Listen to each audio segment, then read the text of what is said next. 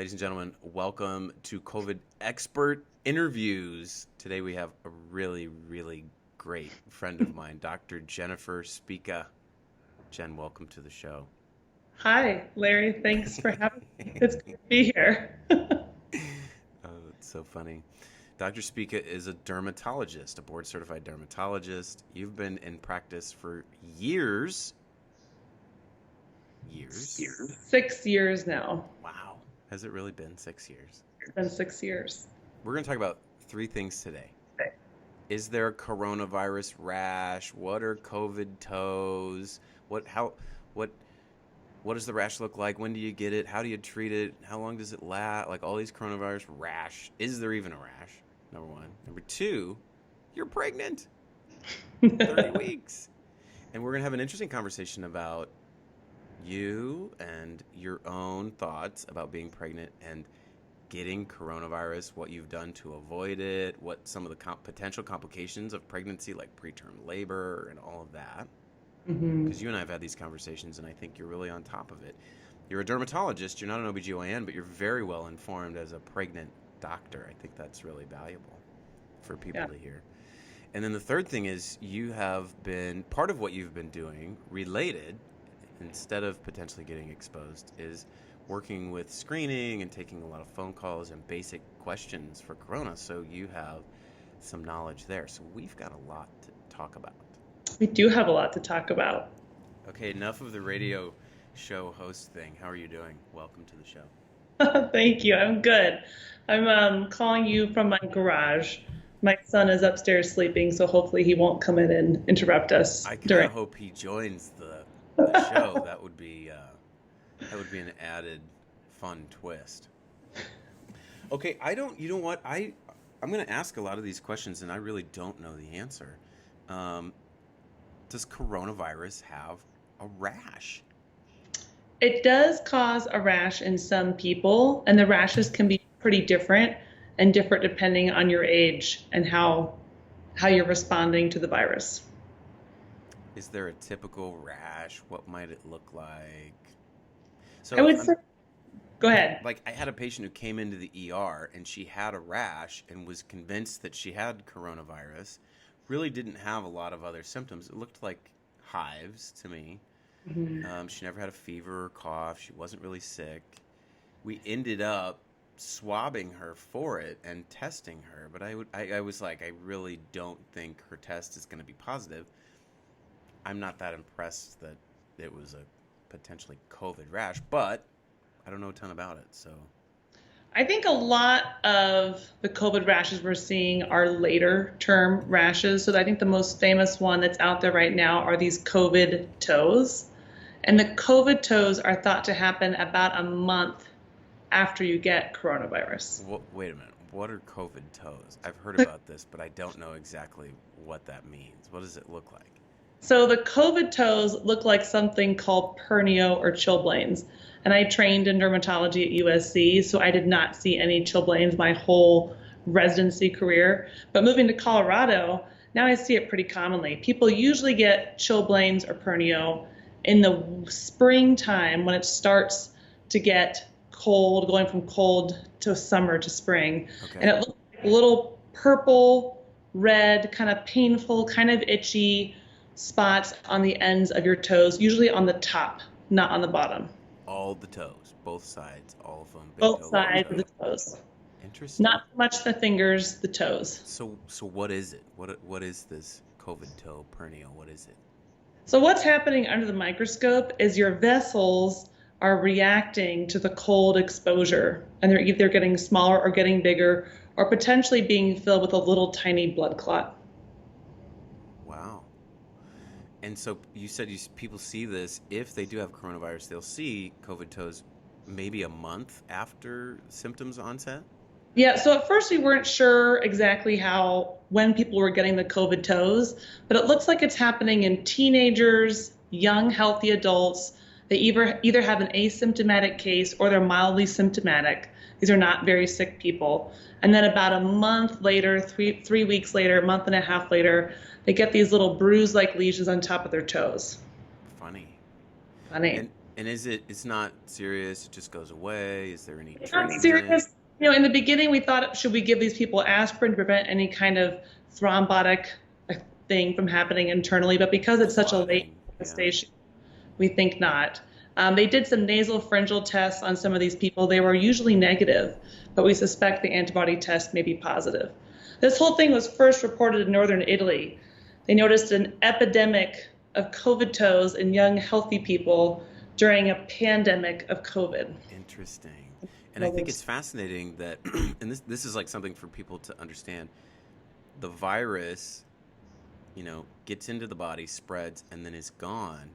Mm-hmm. And then this is weeks After. after the virus is gone, your body shows, in this case, this skin symptom Mm-hmm. so much later.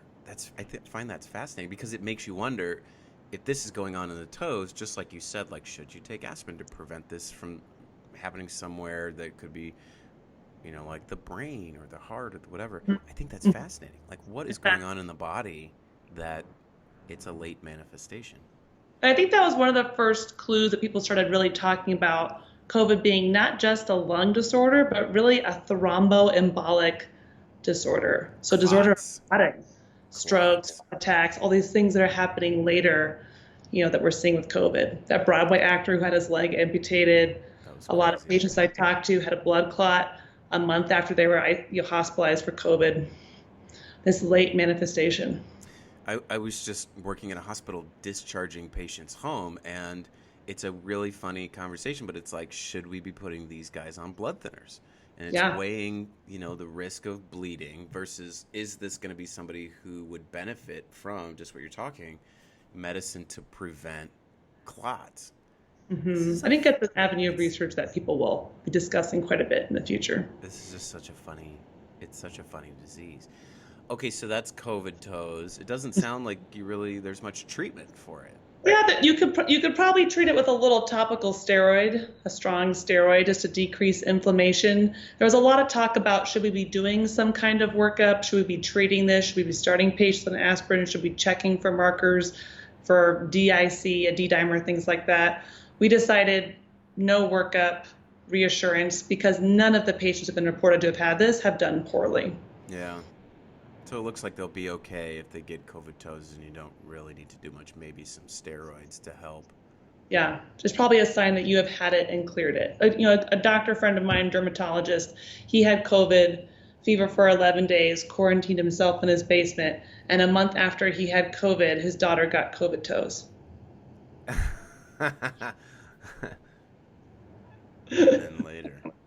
Yeah, Fascinating. yeah. Okay, so that's COVID toes. Now, are there other rashes with coronavirus? The other rash is probably the most common one that people are going to have, but we are not going to talk a whole lot about in the literature because it's not indicative of something terrible happening internally, Yeah. is just hives or urticaria. For a new case of hives, the most common cause is some kind of infection, upper respiratory, a cavity that you have ignored in your jawline, having chlamydia, gonorrhea, a UTI, any kind of infection could just kind of trigger a little hive-like response that then goes away. So people can get that pretty easily. And what's the timing of that? Is that closer to when people actually have the virus? Is it kind of similar to a month later? What's the... I'm not entirely sure, but I would think it'd be when you have the virus or a couple weeks later. And it would just happen. You get hives, you take some Zyrtec or Benadryl, and they generally would just go away on their own as you clear the infection. So you would treat that with like Benadryl, kind of antihistamine medications, Yeah, Zyrtec, Allegra, things like that. and hives are nothing to really kind of worry about. And then like, so the virus goes away and the same thing, and then your skin's reaction to whatever is hives like an immune system kind of react? Can you think of it like an allergy, or how do you explain that? It is basically one of the types of allergy. It's an overstimulation of your mast cells, and your mast cells produce histamine. So that's why we take antihistamines, Zyrtec, Allegra, Claritin, Benadryl, to help calm down those mast cells and stabilize them so they're not releasing a lot of histamine. So somehow coronavirus, like other viruses, kind of cause It's your just, immune system to respond like this hmm in a benign skin manifest. It may itch, yeah, but not a worry you, but problem. Not a yeah, sign anything internally is happening that's bad. nothing more serious. Okay. Yeah, yeah. Good. And they just go away. Okay. Do you ever do you give topical steroids for hives or not really? Just kind of No, it doesn't Benadryl really and work Zyrtec. because it's a degranulation of that mast cell. Topical steroids really aren't going to do anything. They can't penetrate deep enough and can't calm it. So it's really taking scheduled antihistamines ahead of that reaction instead of as needed. So steroids reduce inflammation and hives are not really They're not inflammation. really It's yeah. a mast It's cell. more that histamine release, and so taking antihistamines for that makes sense. You don't do you ever give like topical Benadryl? Meh. I do not even know why they make topical Benadryl. I Why? think it has It's no totally purpose. nothing. It's totally nothing. I think it has no purpose. I wonder how many things I do in the ER that in this conversation I'll be like, okay, no more topical Benadryl for poison ivy. I feel like poison oak people come in, they're like, I'm putting some Benadryl cream on that. I'm like, good, keep doing it. Yeah, sounds great. Is it working for you? Good, carry But on. they're moisturizing themselves with Benadryl cream. Yeah, Good, keep up your Benadryl moisturizer. I totally concur. exactly. Okay, is there another? Is there any more corona rashes we should know about? There's one other that's pretty common, and that's livido, also called livido reticularis. I've never heard of this. What is that? It looks like someone put a fisherman's net on your legs, and where the net hit, it is going to be pink or bright red. It's a net-like rash that happens on the lower extremities. Funny. Arms. I don't think I've seen it. Is it more rare? It's not so weird. People get it just normally. It's a normal thing that occurs in skinny, young women who get a little cold. They get a little net-like rash on their legs. That's pretty common. So they'll So, get it even when they don't have a virus. They just sometimes oh get yeah, that. it's something that some people just get because they're Yeah. white and they don't have a lot of body fat, Yeah. and they get skinny. It's really a vasospasm response, and then the blood pools, and that's what creates those net-like images. It's really your vein system that you can see for a moment, and it goes. It's very quick. It's maybe lasts for 10 minutes, an hour. Interesting. Yeah. And then some people with coronavirus develop this also. Yes, and it's thought to be somewhat related to that vaso-occlusive microthrombi. Something is happening in our vasculature in response to the coronavirus reaction.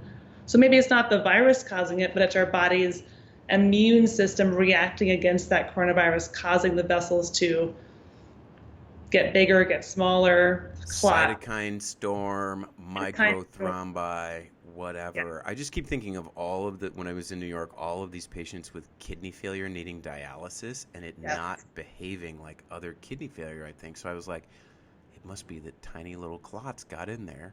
Microthrombi. Microthrombi kind of plugged the kidney Yeah. from getting enough blood flow. I mean, I don't know what the exact mechanism is, but so hearing you talk about, oh yeah, there's similar skin manifestations that appear to be microthrombi. We're kind of guessing, right? This is kind of Yeah. theoretical at this point, but it's interesting to hear from your perspective. There is something with this virus and our body's reaction to it that is unique. I mean, Yes. what other does it seem like anything that compares to anything else in your derm history? No, there's so many autoimmune diseases that do lots of different things. Yeah. But I just think the wonderful thing about identifying these skin manifestations that are not dangerous, but if you know they're there, it gives you one more thing to target as treatment for patients. So say in 6 months, we say everyone who's discharged who had COVID, if you're over this age with this many comorbidities, you go on heparin for the next, 6 months just to prevent these things. It gives you another mechanism to target. It's kind to of stop. another end point, really. Another Something point. to kind of follow and measure to see if people are responding, like a lupus rash or Yes. something, for Yeah. example. It's important to know. That's good. Those are really good. You know what? I didn't know any three of those. You probably have heard of the COVID toes. No, I It's all- definitely heard of the COVID toes, but I didn't know to that extent what you just educated me on. Yeah. You done educated me, doctor. We all have a role to play. Just like those ENT doctors who discovered that the early, that you can't smell as a manifestation of early COVID in asymptomatic patients. It was ENT who discovered that. It makes sense. It's their specialty. Yeah. I'm totally gonna eat a banana. Is that okay in front of you? Totally Are you okay. at 30 weeks? Are you having cravings and stuff? Like, how are you doing? I'm good. I'm just very large, but I'm good. We are totally quarantined, as you alluded to. I think I am probably one of the most careful people that I know. Good. Yeah, so we could talk about. So tell me, like, what have you learned about COVID and pregnancy, and how has that affected your life and going back to work? And Yeah, yeah. So I usually see patients in clinic, do surgeries, do biopsies. Dermatology is a really hands-on procedural specialty, which I like. Um, but I have not wanted to go into clinic and see patients face to face. My preference has been telederm because I do not want to catch it from an asymptomatic person. I think there's a lot of good data, not good, but there's a lot of anecdotal stories and then some early data about pregnancy in COVID. A lot of the early data was extrapolated from MARS and MERS, the Middle Eastern Respiratory Virus, and then SARS.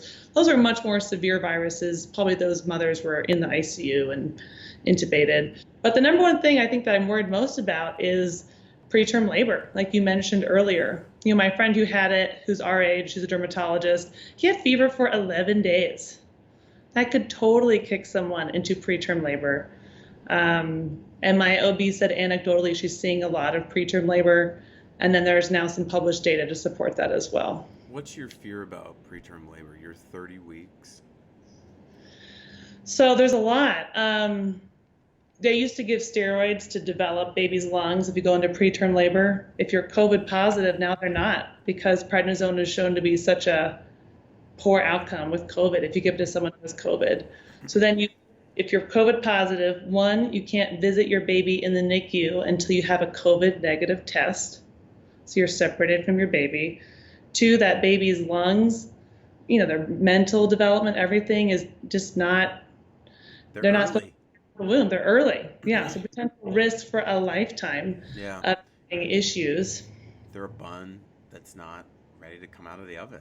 They're not fully formed. Yeah, right. And then I just remember when I gave birth, I had such a wonderful experience and breastfeeding was easy and I want to have that again. If I'm COVID positive, baby in the NICU, you can't go in and see them because you're COVID positive. So tell me a little bit more about that. So if the mom is positive, then they don't want the baby to get it. And so they separate you almost like a quarantine, mom and baby. Like, how awful is that? Yes. It's like partially reminds me of like how families couldn't come in and see dying patients because we had to keep them separate. So you're keeping mom away from baby until when? Like a couple weeks? So probably be 14 days is what I've been told. So even if they're testing every mom who's going into labor and delivery at the time of entrance for COVID test, they've got a COVID positive ward, COVID negative ward. Mm-hmm. If you're COVID positive and asymptomatic, you have a normal healthy delivery, you're still separated from that baby for 14 days at least. And they have to discharge the baby to a COVID negative caregiver or else that baby stays in the hospital. That's crazy. That's crazy. If daddy's negative, daddy could have the baby, but then if not, it's like, they're not going to follow you to your house and see what you're doing, but then it'd also just be the guilt of, oh my gosh, should I hold him? Should I not? Am I going to infect him? They recommend not breastfeeding if you're COVID positive, pumping with an N95 and gloves, and then bottle feeding. So the whole breastfeeding would get disrupted early on. It would just be a total. That's a rough beginning for a little baby and mom and family. Wow. Yeah. Okay. So and then these blood clots, right? And people who get COVID, pregnant women, as you know, are at risk for making blood clots. There's a little increased risk if you're pregnant.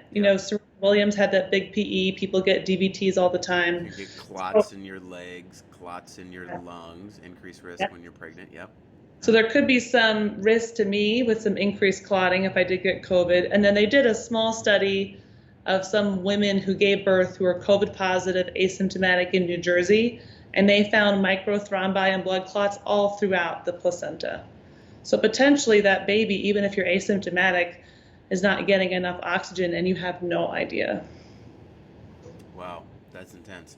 So Yeah. a lot of reasons, it sounds like there's a lot of reasons you want to avoid preterm labor.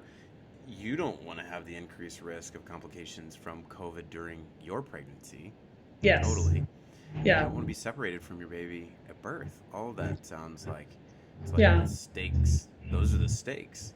Those are the So, stakes. In general, most people who are pregnant are young, generally healthy females. Not totally, but they don't have yeah, heart attacks and strokes. But so they probably maternal risk is low, but risk of preterm labor is real in there. And that yeah, microthrombi blood clotting risk has not been looked into much, but there's going to be, I'm sure, stuff that comes out of that if that microthrombi risk with COVID is real. yeah. Okay, so you've made a pretty good case. You don't want to get COVID when you're pregnant or around your delivery. Yeah. So, how has that affected um, your behavior and life and quarantine, home quarantine, and going out and work? Yeah, so lucky I work for a large healthcare organization and I'm really, really happy they have accommodated me. Officially, HR has said, yes, you can work from home and do telehealth only until the end of your pregnancy. A good chat with them. They said, That's great. women have to be on bed rest longer than what you're asking for. It's really just this last third trimester you're asking for, so it's reasonable to give. And then because of that, I see a lot of patients by teledermatology.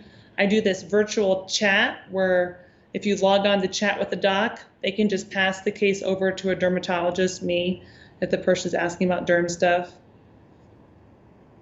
And then to also fill my time, I've done that COVID shift line you alluded to. So I was the one on call. If a doctor had a high risk exposure, they weren't wearing PPE, or if they needed to get a test for a patient, they would call me to determine, home isolation or quarantine for that provider or test. So let's talk about that in just a second. So, Okay. so televisits or telederm or whatever. So it's like this, like you're seeing patients Yeah. over your computer or phone or whatever. Mm-hmm. How is that as a dermatologist when normally you're so hands-on, you can see it with your own eyes, you can like, if you need to, you can run your fingers over. Yeah. It was definitely an adjustment in the beginning. I think there are certain things that really work for telederm and certain things that don't. Um, but I really enjoyed seeing patients home, seeing them at home, chatting with them more, having a little more time and not feeling so rushed. But for things that are nuanced and tough to diagnose, like an early melanoma, if they've got a brown spot, I usually tell them to go in and have it checked because it's really hard for me to tell if it's totally friendly or not. That's smart. Are there other things like that that are like, okay, like I'm thinking for people at home who do televisits themselves, like what kind of skin things are probably appropriate to be seen like this, and what other kind of things really need to be seen in person? Yeah, I think acne is a good example of one that's great for telehealth. We have a lot of teenagers, young people who probably the parents don't want to have to take time off work to drive them to the clinic, take the kid out of school. That's a great opportunity to help people out with telehealth. Easy. Lots of like molluscum, things on kids, rashes, folliculitis. Trying to think all the things that I All of the see. stuff where I send you pictures in the ER. Perfect for doing over telederm. Like an obvious growing skin cancer, I can tell them, okay, yes, it's worth it for you to go in and get a biopsy, or no, that's not a skin cancer, it's totally fine. Yeah. But Yeah. then so what things do people, what things would you encourage people really should go in and have looked at? I think if you've got a history of melanoma, you should go in and have your skin examined, a full body skin exam. Yeah. Because at melanoma, we use our dermatoscope. We get closer than even visualizing it in person. We use a microscope. Yeah. And dermatoscope is really important to diagnosing melanomas. So kind of the cancers, melanomas of the world, that kind of stuff probably needs to be done in person. Yeah. We can tell you probably if your squamous cell or basal cell needs a biopsy. But if you find one basal cell, usually I find something somewhere else, either a precancer or something that needs to be treated. So Yeah, got a history of melanoma or skin cancer, you should go in, get a check. that's good advice. We don't give advice here, but we talk about medical information. So if you're wondering, then you call your regular doctor and you just make that decision of what's best for you. But good general principles. So what were you? Tell me a little more about you being on the Corona hotline, the COVID hotline. Yeah, it was a job I really did enjoy because, as you have alluded to, I'm very interested in COVID. I've been following the news from the beginning. Why did you enjoy this thing? Well, because I've been so interested in COVID since the beginning, to finally be able to do some doctor work around it, I found really gratifying. You have been really interested. What interests you in this thing? I think in the beginning, it's that I was really, really concerned about COVID. And you've got my dad is 69, owns a private practice dermatology office down in Florida. Yeah. So, trying to convince him to close his practice, to stop working before he would get infected, educating him on, protective equipment, how to deal with this whole thing, educating friends, loved ones. Probably being pregnant made me really hyper aware. Mm-hmm. Did your dad end up closing his practice? He did. Yeah. Did it take you a little bit? He is going back to work after Memorial Day. Now he's had time to assemble all of his protective equipment, train his staff, have a whole protocol in place. How do you feel about that? Definitely nervous about him going back. Wish I was not pregnant so I could just go back for him. But I hear you. I share your nervousness about reopening. Do you think it's too early? Do you think the way that we're doing it is too early? Well, I think this is mid-May. We're having this conversation kind of late May. Yeah. From a public health standpoint, yes. I'm not. The economy, I get it, but from a public health standpoint, the cases are only going to go up from here. It's only going to go up. The virus is not going away. Here's what it did. Okay, it's kind of hanging out. We're all at home. Let's reopen the economy. It can't do that. It's just, I don't. No. I read this great article in The Atlantic, articles about the early HIV/AIDS epidemic. And at first the recommendation was no sex, right? No one can have sex. This thing is passed by sex and sharing needles. No sex, no sharing needles. And then with time they realized humans are going to have sex. Sex will find a way. So have sex with a condom, practice safe sex. Your risk isn't zero, but it's much, much mitigated. And so I think similarly, people cannot just stay home for the next 12 to 18 months. No way. But it needs to be, I think, a top-down national plan on how do we do this safely. Totally. And having some states open up malls and some states open up beaches some ways, it just is there's no national unifying message to understand how we can all open up and live not with zero risk, but with minimal risk. Yeah, no, I totally agree. I think one good thing that will come out of having so many different approaches throughout the whole country is we're going to learn a lot. That's true. We're going to learn with Wisconsin opening restaurants and Georgia going back to work in the way. Either we're going to learn that cases are going to spike and doing X, Y, and Z is too risky, or we're going to learn that certain things aren't as big of a risk and aren't as big of a deal. You love Venice Beach. A couple days ago, I was at the beach, and the official rules were you can be on the beach if you're moving, if you're walking and exercising, if you're in the if you're in the water, if you're riding bikes. There were people everywhere laid out, totally blowing it off. They were laying out on the grass and not the beach. No. They were on the beach. They were everywhere. I should send you a picture. It was like there was no rule. And so we're going to learn. There are going to be cases from it, or it's not going to be that big of a deal. I will say it was incredibly windy, so I felt pretty safe there. I was like, this is not like you're in a small boutique restaurant with not a lot of air moving and one person's coughing and giving it to everybody. A really windy beach probably isn't that big of a deal, but Okay. um, yeah, we are going to learn, and I feel like I've been railing on this thing that we're reopening too early and we're just sacrificing lives for the almighty God, the economy, but Yeah, whatever. that's exactly what's happening right now, Just without a just doubt. what it is, right? Yeah. Like, I'm Yes. not like a crazy No, that's what's happening. whatever to say that. Yeah. Like, that is politically what we're doing. And the only reason we, I think, really had a huge shutdown was to allow the United States to avoid a huge spike, all the doctors getting ill, and then people like me, instead of you, trying to intubate patients in the waiting room, right? No protective equipment. Now we've had time to amass protective equipment, get more tests. The ICU doctors and people like you have probably been exposed and are now maybe Yeah. 40, 50% immune. Right. It was But not to it was not it's to make the virus go away. It was but to avoid the spike. right, flatten the curve. It's so funny that you mentioned that because there was one point where you told me, again, you're a dermatologist, not that you couldn't do inpatient hospital medicine, but were they like training you to take care of sick people, or what was you were as a dermatologist were being trained to do hospital medicine, weren't you? Yes, so we colleagues of mine who are dermatologists worked the COVID tents early on. Now that the COVID tents have a little higher level of care, administering oxygen, doing IVs, the dermatologists have been pulled out, and GI and cardiologists are doing that work. But we had Other inappropriate specialists have been purpose put into though. that role. Yeah.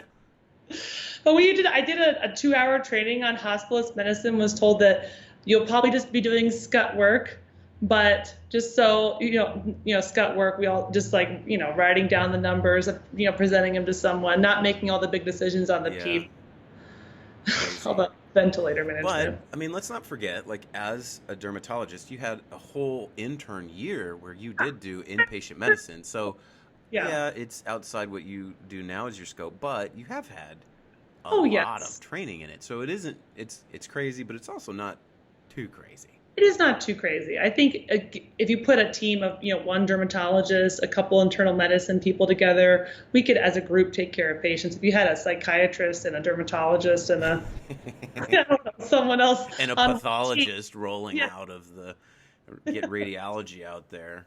Oh my God, the radiologist. That might not be the most optimal team arrangement, but you could arrange it in a way where we could be helpful We and, got to and get the work done. Sometimes we got to do what we got to do. Exactly. Okay, let me ask you this. We skipped this one. What about kids? Are there rashes in kids with this thing?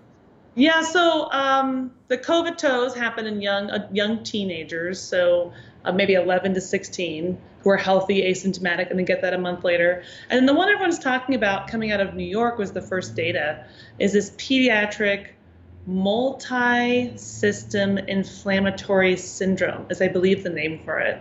Yeah. And essentially like a Kawasaki-like condition It's like where Corona Kawasaki. it's like Corona Kawasaki, where really it's that cytokine storm. It's not really the virus affecting your lungs. It's your immune system reacting so strongly against this virus. And then perhaps that, vascular piece that we haven't figured out. So those kids get a variable rash, essentially. They get some kind of widespread pink blotches everywhere rash. And they get a little conjunctivitis like those Kawasaki children do, Little red eye. a little red eye. They get edema usually. And then what we worry about with the children with Kawasaki's is those heart aneurysms and strokes. And they're seeing that in those kids too sometimes. So a multi-organ system disease ending in some kind of vascular potential catastrophe. Yeah. So I'm thinking for kind of the parents at home who hear this and like, oh my gosh, does my kid have this? This is so rare. I mean, It's this is super, number one, it's super rare. rare. Two, This is, it's more yeah. than just a rash, right? It's a rash, it's red eye. Typical Kawasaki's, your lips are swollen. Sometimes there's finger involvement. It's more than just a viral rash. It's So more don't than freak a out rash. if your kid just has a rash. Do It's got not to be freak all out. this other stuff. And this is It's truly rare. 1 in a million of kids who would get COVID. It was not even really coming out of the literature of Italy and China, so it must be very, very rare. Yeah. So I don't want people to super freak out about it, Yeah. especially when If there's gets a rash and they are very sick, that's one thing. But if they have a rash and they're running around outside and doing their normal activities, they're probably fine. and again, like when you have have questions about this, you call your doctor, you call the hotlines, and if you have nowhere to go and you're worried or you think your kid's sick, you come to see me in the ER. But it's true, our counseling has changed. Before we used to tell people, if don't worry, kids are fine. If you had COVID and you were being admitted and going back home to your family. But now we cannot say that anymore. So the whole issue with opening up schools, how do we counsel parents who are COVID positive and don't need to be hospitalized and are going back home to their families and kids? I think the counseling has changed. Yeah, it complicates it a little bit as we've learned more, for sure. Yeah. I wonder if these kids are ever going to go back to school. My daughter actually prefers it at home. She works independently, gets her stuff done, and then she hits the computer, hits the video games. That's She's pretty like, awesome. I don't need to go back to school. I'm like, you need to be social. So Yes, as soon as social as soon as activities. those doors open, you're going back. I know. And so our son, he's 2.5, almost 3. The temper tantrums are less. He is definitely a happier kid. And he has said to me so many times, I love quarantine. And he goes, I love spending time with you. And I think it made me, just wake up as a doctor mama and a busy mama, as we all are, and think, how do I want, what am I going to take away from this experience that could be beneficial in the future? There's some good things that can come out of it. Good things can come out of it. Sometimes it's hard to keep focused on that in the middle of this thing, the storm. Oh, I agree with that. A lot of bad deaths are deaths, and that is not to be miscounted. I was working at a hospital in LA this week with corona patients, and we had the ICU side and then more of kind of a med surge ward, or kind of a step down med surge. Everybody that had kind of graduated out of the ICU and on the med surge, they were all on like a little bit of oxygen, 2 liters, 4 liters, but you knew they were going to go home and survive and be okay. And on the ICU side, like, one person had been on the ventilator forever. The family made the decision to take them off the ventilator. They died. Other people like were still so incredibly sick. It was like 2 different worlds. People are still dying from this thing, and it is rough, man. Like, it's the real thing. This stuff really causes legit problems. So I don't think it's going away. I think, like you're doing, I think you have to be smart about it, take it seriously, and adjust your life accordingly. This thing's not going to be gone in 2 weeks, and we're going to be going back to football games with full stadiums in the fall. I mean, they may try that in the South, but I don't think so. No, we're on the corona roller coaster for the next 12 to 18 months until I think a good vaccine's developed. I mean, like, what's the fastest we've ever come up with a vaccine? Like 4 or 5 years? Yeah. I'm like, whatever. I don't want to get in my like corona skepticism, but I think like part of the message that I've been trying to talk to people about is it's going to be here for a while. Yeah. Look at that reality and then make some adjustments. Like, we got to figure out how to live a satisfying, fulfilling life with periods of limitations, whether it's lockdown or social distancing or masks or whatever. Just hoping it's going to go away in a couple weeks it's just not going to happen. It is definitely not going away. There's no way. There's no way. It will only get worse. I totally agree. Herd immunity is over 50% of people being infected, and that hurt. I heard it's like 70. I've heard numbers up to 70, and we've got, what do we have now? 5%. Yeah, in Southern California, 5. In New York, after that, all those deaths, 20%. Maybe 20%. Some people have said like 10 or 15. We have a long way to go. It really is a long way to go. Yeah. Got to be careful. I totally agree. Hey, but you don't have to get it. You are your own worst enemy. What's that? I said I keep on telling people you don't have to get it. You are your own worst enemy. Oh, for sure. Yeah, for sure. You don't have to get it, and you don't have to give it to somebody else either. Give it either. Exactly. It could be you're young, you're healthy, you think you're fine, you're walking around doing everything. It's like, great, now stop killing people. You're just infecting all of these people. For real. reels. Hey, this was really good. Thank you for This is doing great. this. Thanks for having me. This information is so good.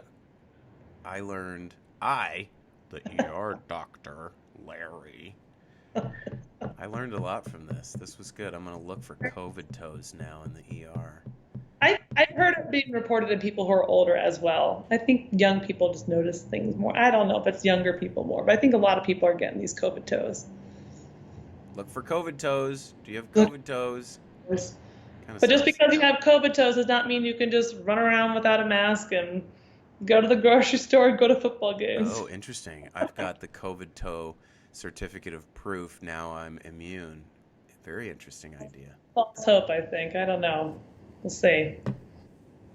Okay, thanks for doing this. Do you have any calls to action for people? Do you want them to follow you? What do you want? I don't. I just am here to, my model in this whole pandemic has been Dr. Fauci. I am here to give you some medical facts. I have no agenda but the truth. You're the best kind of guest. Thanks for doing this. Thank you. Stay safe. I hope pregnancy continues to go great and you get all the way and there's no virus and everything goes as well as your first one did. Thank you, friend. And hang in there doing telederm for the rest of the way, but it sounds like you're doing just fine. Yeah, things are good. Hang in there in that COVID hospital. Not an easy place to work. I love it. So thanks for doing your part. There's nowhere I'd rather be than there. Besides right here with my microphone talking to you. Exactly. I do love both of those. Okay, thanks. Okay, everybody, thanks for watching and listening. Please check out the other COVID expert interviews. They're on my Instagram. They're on Apple Podcasts and Spotify. You can type in Dr. Larry Burchett, and it should come up. COVID expert interviews, COVID journal. Find me on YouTube. Visit the website, drlarry.com, DOCTOR, and we will see you next time. Thank you, Larry.